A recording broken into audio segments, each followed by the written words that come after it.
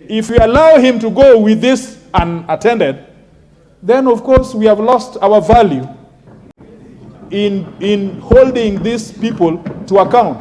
Thank you, Mr. Speaker. I think that there is a disorder in the House, and until this disorder has been dealt with by getting this this insubordinate witness, this very insubordinate witness, well, not hostile. Hostile will give me problems, but insubordinate to this House. That must be taken out before we can go. Thank you, Mr. Speaker. Honorable members, order. Indeed, I found, as your speaker, the content of the letter read by the majority leader strange.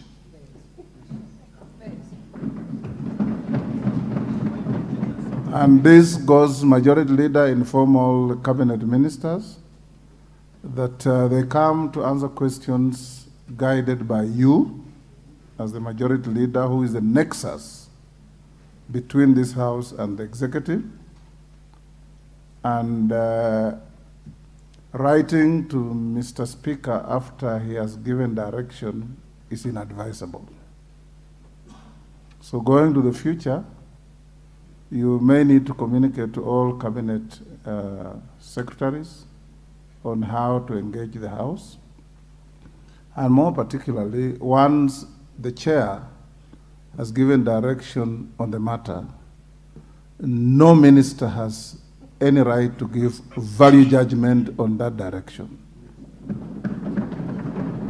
Because what the content of that letter is giving value judgment on the direction of the chair.